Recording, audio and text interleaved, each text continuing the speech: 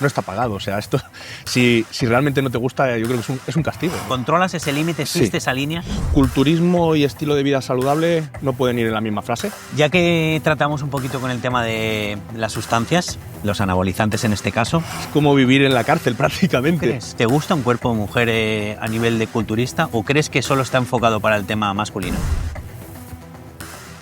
Bienvenido al podcast del Costa Blanca Sport. Vamos a introducirnos en el mundo del culturismo contigo, con Alex, con el tema del sacrificio que hay detrás del culturismo, que hay mucho sacrificio a nivel personal. Esa disciplina mental creo que es un gran reflejo. Si yo viera a un culturista, aparte de ver ese cuerpo esculpido, creo que se ve más esa disciplina que hay detrás, más que esos músculos, ¿no? Cuesta más. Vamos a tratar un poquito también el tema, un tabú del tema de los usos de las anabolizantes, cómo está hoy en día, y un poquito tu experiencia a nivel profesional y personal que te ha aportado. Así que nada, bienvenido y gracias por participar. Bueno, pues como bien has dicho, me llamo Alex y bueno, primero agradecer que me hayas dado la oportunidad de venir a este podcast a contar un poquito mi experiencia, Vale. Y hablar sobre todo el tema del culturismo. Actualmente me dedico al tema del asesoramiento online, ¿vale? Principalmente enfocado a la mejoría de la composición corporal y prácticamente la mitad de mi vida ha sido vinculada al mundo de los hierros. Creo que me apunté al gimnasio a punto de cumplir los 16 años, pero aún tenía 15 años, ¿vale? ¿Qué edad tienes ahora? Actualmente tengo 29 años. 29. Tengo 29 años. Bueno, y como te he comentado, esa gran parte de esos años vinculados al mundo de los hierros ha sido dedicados también al mundo de la competición del culturismo. La primera vez que competí fue como culturismo junior, que si no recuerdo mal es hasta los 24 años. Fue en el año 2017, la primera vez que competí, y luego en el año 2019, que ahí, bueno, me proclamé campeón de España de culturismo junior. Y bueno, a partir de ahí ya había que hacer grandes mejoras para volver a poder competir, porque ya compites en culturismo senior con los grandes, por así decirlo. Claro. Que ya no competía hasta el año 2023. Mira si pasaron ¿Y por qué pasaron años. Ese parón, por lo que te acabo de comentar, porque requiere de mucho tiempo y mucho trabajo el poder aumentar tal cantidad de masa muscular para poder llegar a ser competitivo. Aparte, surgieron algunos problemas durante el proceso. He llegado a acumular numerosas descompensaciones, bueno, por diversos motivos multifactoriales, predisposición genética, también por la forma de entrenar, que no ha sido quizás la más adecuada desde una primera instancia, ya que pues vas aprendiendo a hacerlo mejor sobre la marcha durante el paso del tiempo, y todo eso conllevó a que conforme terminé esa última competición en 2023 empezaron a aparecer lesiones, y entonces fue cuando decidí dejarlo a un lado, porque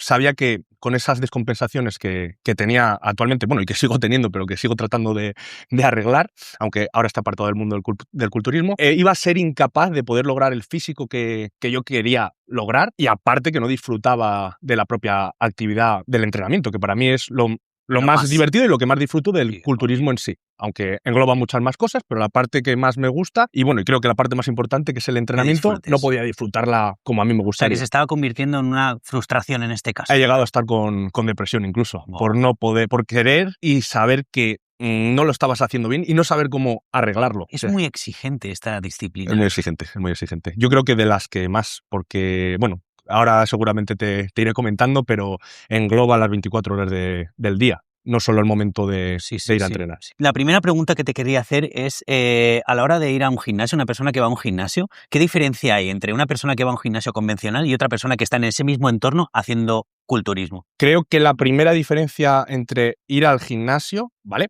y una persona que hace culturismo, como te he comentado, no se puede solo dejar la parte de ir al gimnasio, sino que tenemos que tener en cuenta las 24 horas del día. Lo que haces aparte de ir al gimnasio, bien siendo desde cómo gestionas tus emociones, cómo regulas el descanso, tratas de tener un mejor descanso, cómo cuidas tu alimentación. Se trata de intentar maximizar todas estas variables, incluida la de ir al entrenamiento. No sirve solo con ir al entrenamiento, hay que ir a entrenar y entrenar de verdad, de la manera que toca, para poder conseguir tu objetivo, que es maximizar las máximas ganancias para tener un físico competitivo en tarima. Perfecto, o sea que por lo que veo es un 24/7. Yes. Yo cuando veo un culturista, por ejemplo en tu caso, y vemos que es un cuerpo físico grande, esculpido, muy trabajado, ¿qué es lo que realmente la gente no ve lo que hay detrás?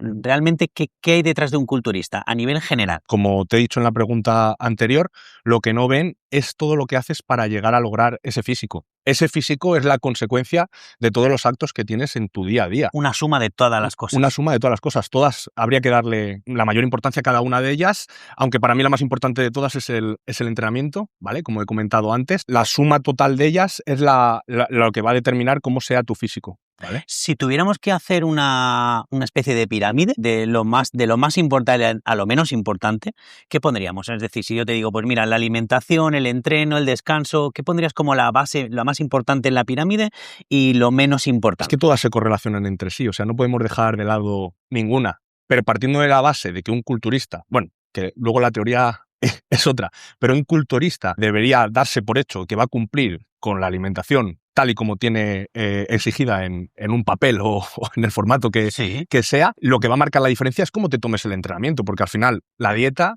puedes, o la haces o no la haces, la haces bien o no la haces bien, pero el entrenamiento hay formas y formas de hacerlo. No sirve, como hemos dicho antes, con ir al gimnasio.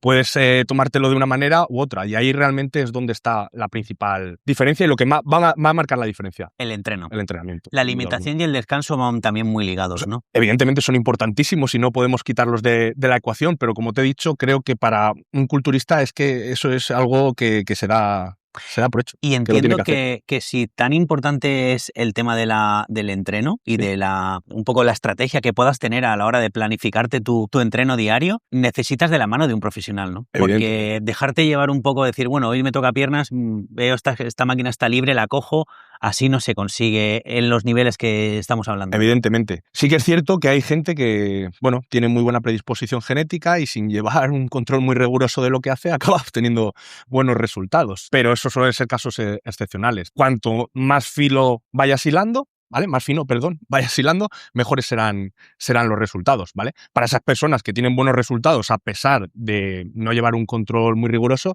si lo llevaran estoy seguro de que aún sería mejor en los resultados. ¿Tú has tenido algún mentor durante esta época? ¿Has tenido alguien que te ha llevado o has sido...? Sí, he tenido varios preparadores, pero al fin y al cabo creo que cuando estoy dando más con la tecla y tratando de solucionar los problemas, por así decirlo, ha sido un poco de forma autodidacta. Vale. Bueno, al final es la experiencia, obvio, que al final tú mismo que te vas a conocer tu cuerpo y sabrás lo que realmente ya te funciona. Evidente, con ciertos conocimientos, evidentemente, claro. Pero sí. Me parece que este tipo de disciplina requiere muchísimos sacrificios personales. Ya no a nivel de comida y descanso, sino a nivel de tengo mi pareja, vámonos una semana de viaje. ¿Cómo lo haces? O sea, a la hora de... ¿Te preocupas a la hora de que vas a comer en un hotel?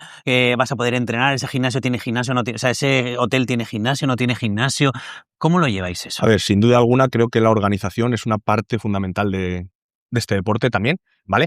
Pero sí que creo que podemos diferenciar el culturismo como en dos etapas, ¿vale? La etapa precompetición y la etapa fuera de competición. En la etapa precompetición vamos a entender como esa etapa en la que comenzamos a disminuir el porcentaje de grasa a través de un déficit calórico para prepararnos para una competición, ¿vale? Pues en esa etapa, evidentemente, vamos a vernos afectados porque fisiológicamente nuestro cuerpo cuando llega a unos niveles tan bajos de grasa, va a empezar a darnos señales, ¿vale? Desde estar más apáticos, desde estar más cansado, va a empeorar la calidad del sueño, o sea, va a repercutir negativamente, ¿vale? En todo nuestro estado de ánimo y por lo tanto va a repercutir en tus ganas de simplemente irte de vacaciones. Probablemente a lo mejor no tengas ni las ganas de irte de vacaciones. O tu pareja misma te diga, mira, me voy yo sola. Efectivamente.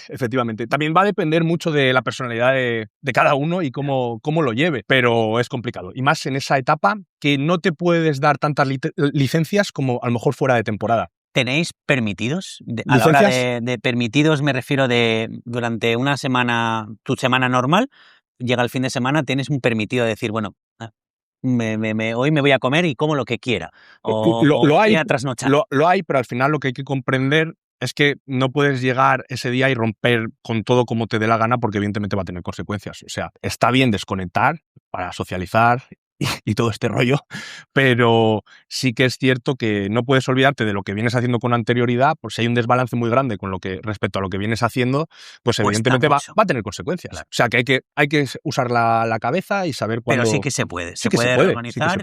Y más en lo que te digo, fuera de temporada, sobre todo, sí que se puede. Vale, sí que se puede entonces. Sí que se puede, sobre todo, como te digo, fuera de temporada. Quizás ya una etapa de precompetición se podría hacer, pero yo no me la jugaría. Yo creo que es cuando más estrictos hay que ser, porque cualquier cosita se va a ver reflejada o repercutida en el físico que vas a presentar en tarima. Es importante que durante ese periodo de que estás a punto de competir tengas algún, no sé, llamarle mentor, pareja, alguien que te acompañe. No el típico gym bro que está contigo entrenando, sino alguien que sepa un poquito tus debilidades y que vea ese momento que estás al límite de todo y que te pueda apoyar. A ver, un preparador y evidentemente si tienes pareja o amigos que te puedan ayudar en esos momentos también mejor que mejor, pero sí que un preparador a la hora de guiarte también y decirte de manera objetiva cómo se encuentra tu físico, porque en esa parte del proceso tu físico va a estar arriba, va a estar abajo y tienes que ser consecuente de que eso va a ocurrir y saber aceptarlo. Claro. Y es complicado. Es complicado tú solo. Sí, lo sé. O sea, que mejor con un apoyo, que mejor... Que te diga cómo están las cosas y cuál es la estrategia ahí siguiendo. De toda la cantidad de hierro que has levantado, porque habrás levantado, ¿te has pensado alguna vez la cantidad de peso que habrás levantado? La verdad que si no, la sumas, pero podría ser increíble. Sería mucha. ¿Qué cuesta más? ¿Levantar ese hierro, esos hierros que has levantado, o esa disciplina mental? Es decir, esa constancia, ese día a día, ¿qué costaría más? Como yo te he dicho, yo cuando podía realmente disfrutar de entrenar antes de que llegara, o que fuera consciente de esas descompensaciones que llegaron a generarme esas lesiones, para mí es que no era un sacrificio ir a entrenar, o sea, lo disfrutaba. O sea, creo que tiene que estar ese componente en cualquier culturista, que es la pasión, porque esto no está pagado. O sea, esto, si realmente no te gusta, yo creo que es un castigo. Es como vivir en la cárcel prácticamente. ¿Tú crees? O sea, un cuerpo supuestamente perfecto, pero claro... Vas a ser dependiente de muchas cosas que como realmente no tengas la pasión y no te guste realmente hacerlo, es realmente jodido. O sea, que realmente si yo me viera un culturista que se ve al espejo, ve la palabra disciplina totalmente reflejada en su cristal. Aunque sí que es cierto que hay culturistas que probablemente hagan solo esto por el tema de competir, pero para mí esa gente está muy jodida porque competir son 5 o 10 minutos y el resto es toda tu vida. O sea, hacer algo que no te gusta durante toda tu vida solo por esa parte. No creo que yo creo que toda la gente que lo haga, a cada cual alguno le compensará. Entiendo que la mayoría de los culturistas lo hacen porque disfrutan del proceso. Y a lo mejor al inicio no, pero acaban disfrutando de ese proceso. Y dentro de este mundo del culturismo, ¿dónde está el límite entre un deporte saludable o normal, ¿vale? Y algo que pueda ser algo ya un poquito ya perjudicial para la salud? Vale. ¿Controlas ese límite? ¿Existe esa línea? Yo creo que culturismo y estilo de vida saludable no pueden ir en la misma frase, ¿vale? Vale. y voy a destacar, sea con uso de sustancias farmacológicas o sin uso de ellas. No va a ser saludable nunca, y te explico por qué. Bueno, en el uso de sustancias farmacológicas creo que es evidente el por qué no va a ser saludable, y sin el uso de estas, porque al final, lo que hemos hablado anteriormente, llegar a un porcentaje de grasa tan bajo a nivel saludable no lo es, va a repercutir negativamente en tu estado de salud, de una forma u otra. Pero bueno, como cualquier deporte de élite llevado al extremo, no va a ser saludable. Claro. Quizás la parte que hemos dicho de fuera de temporada puede llegar a ser más o menos saludable sin el uso de sustancias. Perfecto. El uso de sustancias, no.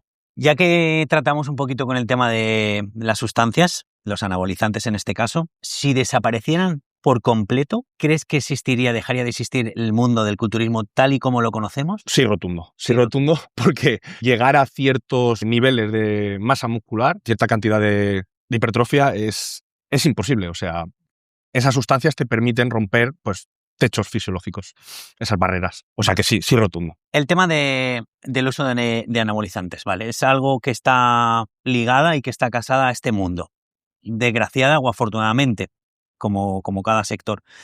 ¿Crees que las redes sociales lo están normalizando? ¿Están viendo como algo que es normal y que está casado o que no? Pues sinceramente creo que sí. A día de hoy creo que sí. Anteriormente era un tema muy tabú, que nadie hablaba de ello. Total. Y hoy en día chavales jóvenes salen incluso bromeando, inyectándose en un vídeo, diciendo lo que usan, lo que dejan de usar, haciendo bromas, cuando realmente creo que no son conscientes de todos los problemas que puede llegar a acarrear el uso de sustancias. Yo he estado viendo vídeos, yo no sé si son reales, bueno, sí que los he visto porque son reales, cómo enseñan a poder inyectarse, no son agujas, son lápices o bolis. O no, yo he llegado a ver agujas y inyectándose. Y un poco fomentan, son como tutoriales. Sí, sí.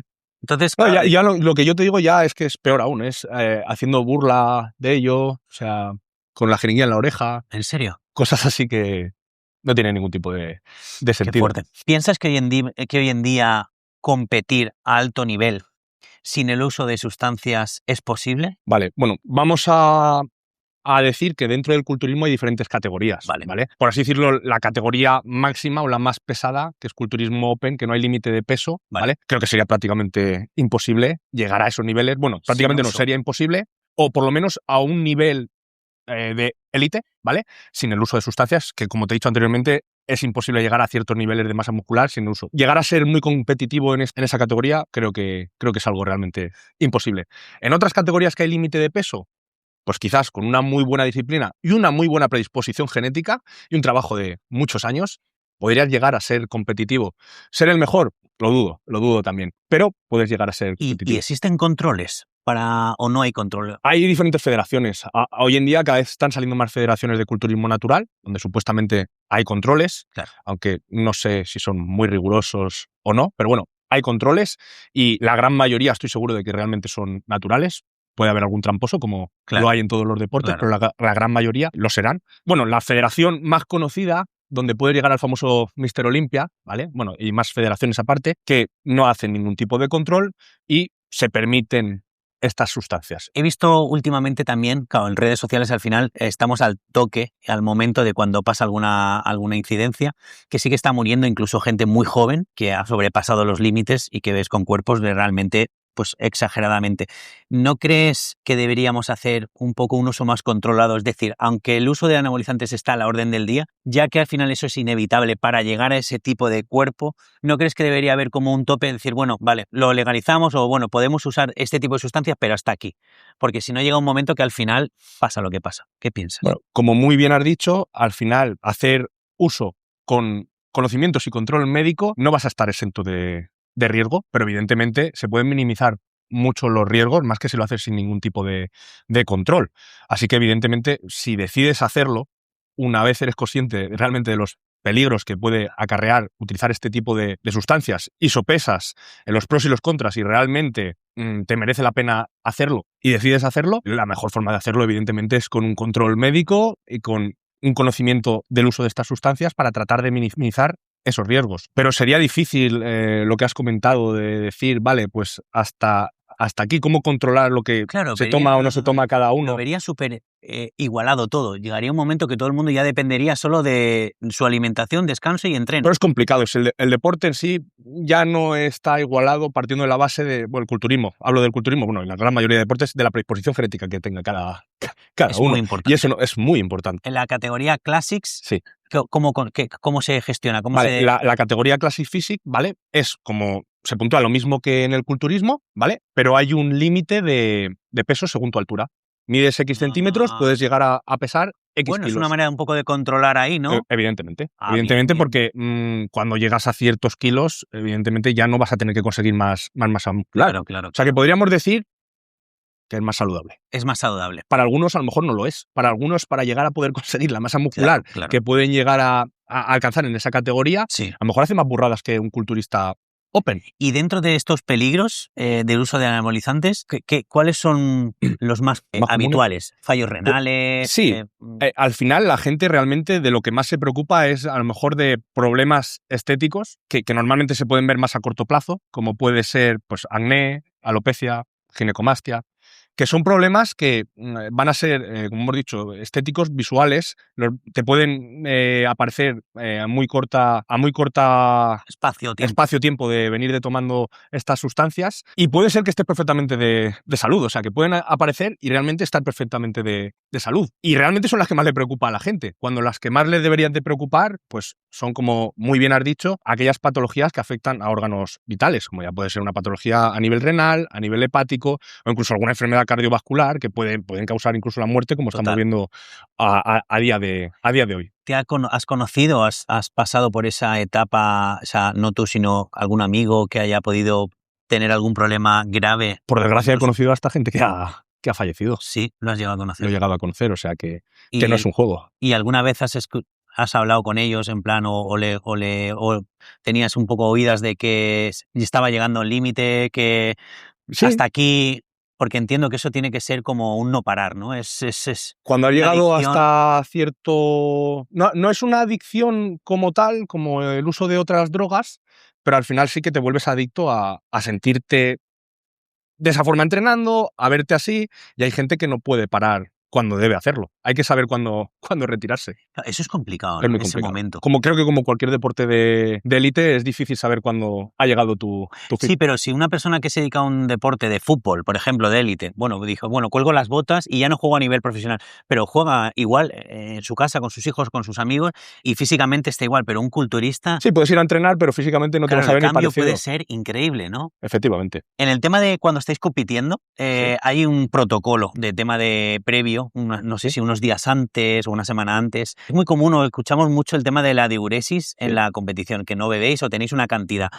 ¿Eso cómo funciona y qué piensas de eso? Bueno, al final, la idea de realizar esa diuresis se suele hacer previa a la competición con la intención de dar la apariencia de mayor dureza, mayor sequedad, porque va a haber menos agua acumulada entre la piel y el músculo, menos agua subcutánea. Pero la intención es que el agua intracelular dentro del músculo permanezca. Por lo tanto, cortar totalmente el agua suele ser un error que cada vez la gente está cometiéndolo menos. Pero es un error que anteriormente se veía, vamos, en innumerables ocasiones. ¿Tú lo tuviste que hacer? Yo he llegado a tomar, incluso a consumir diuréticos más de la cuenta y realmente dar un aspecto de más plano, incluso de más tapado, no una apariencia física tan dura y tan seca, por hacer un mal uso de todo lo que engloba esa puesta a punto, esa diuresis, ¿vale? Al final hay que entender que el cuerpo siempre va a tender a la homeostasis, ¿vale? Y muchas veces cuando tratamos de cambiarlo de una forma u otra, a veces conseguimos todo lo contrario a lo que queremos conseguir. Total. Muchas veces es mejor dejarlo todo como venía estando Y ya está. y ya está. A veces pienso también que, no en todo, pero en general hay un poco de un ambiente tóxico. Es decir, tóxico de mucha envidia o mucho aparentar o mucho... En otros deportes como que hay mucho compañerismo, mucha ayuda. Aquí como es un trabajo más individual, cada uno gana según su propio cuerpo. Sí, sin duda alguna creo que es un deporte bastante egoísta, que cada uno va a la suya y sí que es verdad que algo que he notado siempre es que a la cara muy bien y hay muchos amiguismos y luego a las espaldas siempre se están criticando Sí. unos con otros, sí. Puede ser que sea O sea, que el un deporte ambiente bastante tóxico. es un ambiente tóxico. Hay de todo. En general. En Sí, general obvio. sí, pero Sí. como... Me refiero ya a altas competiciones y a niveles que... Porque al final uno cuando va a un gimnasio, voy a entrenar donde tú estás entrenando y al final, pues oye, dialogas con unos, con otros. Es verdad que al final es un ambiente donde cada uno va un poco a la suya e incluso también entiendo porque al final pues van con un momento, un tiempo límite. Y más, como hemos dicho, cuando está en esa etapa precompetición, claro, la cabeza empieza a fallar más. ¿Qué piensas con el tema de la mujer? ¿Te gusta un cuerpo de mujer a nivel de culturista o crees que solo está enfocado para el tema masculino? A ver, al final ya también la categoría reina de una mujer, que puede ser culturismo femenino, donde se busca esa máxima hipertrofia, pues al final están transicionando casi a ser un hombre realmente. O sea, están perdiendo su feminidad. Que si ellas deciden hacerlo y ellas les gusta, evidentemente el sacrificio que hay detrás y eso es innegable y nadie se lo va a quitar. Y si ellas son felices haciendo eso, no hay por qué. ¿Qué cambio suele sufrir una chica que empieza usar este tipo de sustancias? Pues comienzan a virilizarse. O sea, puede empezar a salir vello, cambiarles la voz, aumentar incluso el tamaño del clítoris. Sí, están transicionando a ser un hombre. Suele ser también común el mundo, En la categoría de mujer, culturismo ves rasgos muy virilizados. Ya. Y está... Yo si fuera mujer y decidiese competir, me decantaría por una categoría más light, por así decirlo, en cuanto a más bikini la fitness, bikini algo así. fitness.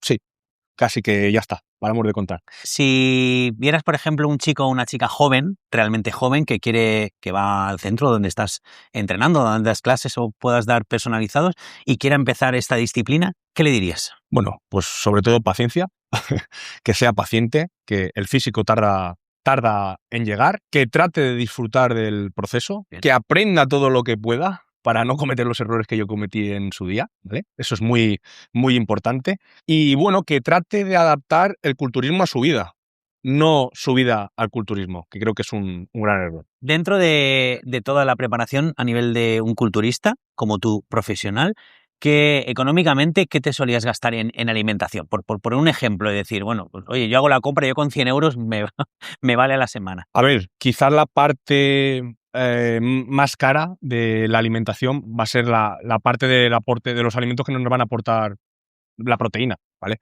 Ponle que a lo mejor hacía en mi día cantidad alta de consumo de proteína de 5 o 6 tomas, ponle a 250 gramos de pechuga de pollo por comida, pues echa cuentas, más de 1 kilo. A ver, que podía variar la fuente de proteínas. Un par eran un batido, porque ya cuando también estás consumiendo altas cantidades de comida, te cuesta a lo mejor comerte toda la comida y optas por alguna comida líquida.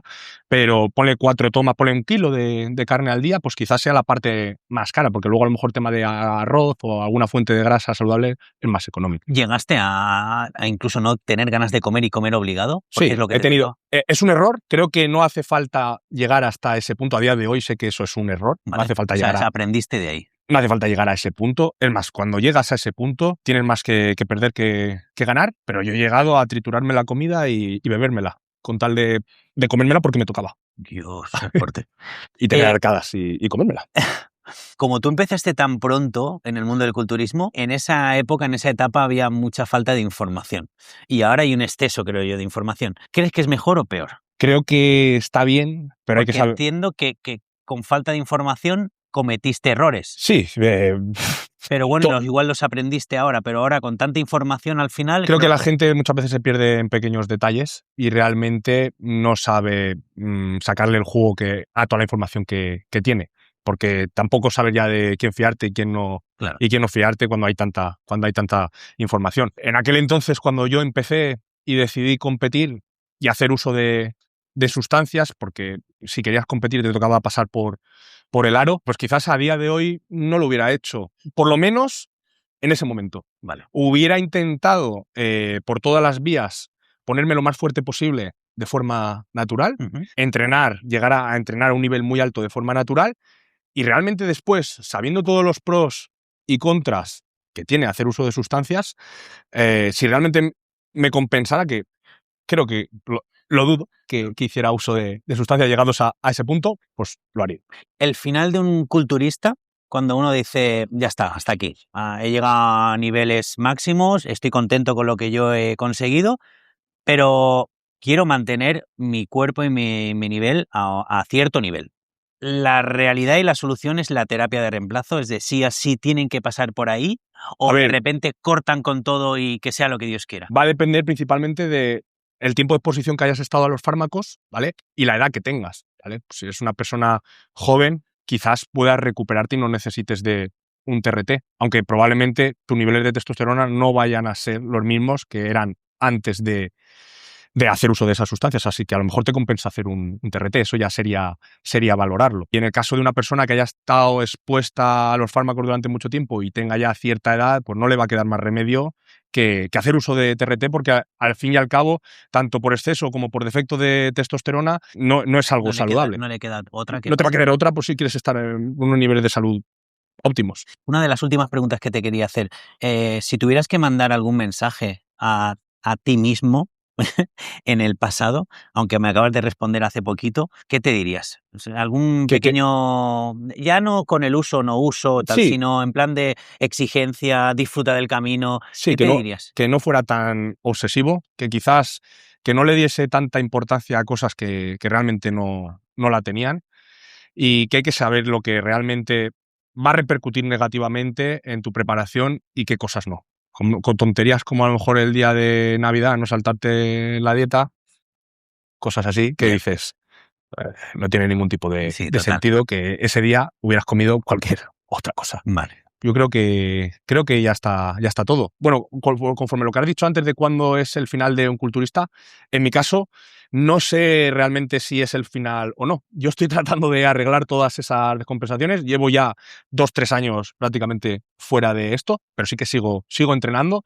La alimentación es verdad que como bastante mal, las cosas como son. Creo que también hay una parte que no se habla de esto, que a ciertas personas le puede llegar a generar un TCA el haber pasado tanta hambre en competición, y yo creo que a día de hoy aún como la comida con cierta ansiedad. Y con miedo también un poquito. Miedo no. En mi caso no, al revés. Miedo quizás incluso a comer de menos, por miedo a verte más pequeño. Hay mucha enfermedad a nivel un poco de, no de trastorno mental, sino un poco una vez que habéis llegado, claro, como exprimís tanto el cuerpo y llegáis al límite increíble, luego a nivel mental un poco cuando paráis en esas competiciones un poco, ¿cómo os podéis regular? O sea, ¿cómo podéis mantener sabiendo que habéis llegado a lo máximo y luego tenéis que volver a bajar sí o sí de manera natural? Es complicado, bueno, pero es lo que hemos hablado antes. Al final el físico es algo efímero y hay que quedarse con realmente los valores que te aportan el culturismo y disfrutar del proceso todo el rato. O sea, que un buen culturista que pueda llegar a ser un buen culturista y pueda disfrutar. Disfruta de su físico en cualquier etapa, esté mejor o esté O sea, peor. él reconoce que en este momento no tiene que estar como le gustaría, pero lo asimila. Así es como debería ser. Muy bien. Y saber que para poder mejorar vas a verte peor que en tu prime o en tu día de competición. Estrella. Exacto. Vas a empeorar y tienes que aceptarlo porque es parte del progreso también. Bueno, Alex, muchas gracias por haber participado en este podcast. La verdad es que es un mundo muy desconocido, muy sacrificado. Ha habido palabras que me han quedado ahí clavadas, un poco como ese cuerpo increíblemente trabajado, pero que es muy carcelario, ese cuerpo que al final tienes que tenerlo 24/7, esa disciplina que hay detrás. Pero también nos has enseñado un poquito que al final depende un poquito de cómo cada uno se lo plantee o lo diversifique para poder disfrutar de ese proceso y ser un buen culturista, tanto a nivel físico como también a nivel mental. Así que diría, la última pregunta sería qué es lo que más te ha aportado este deporte y en qué agradeces a esta disciplina un poco lo que te ha podido dar en la vida.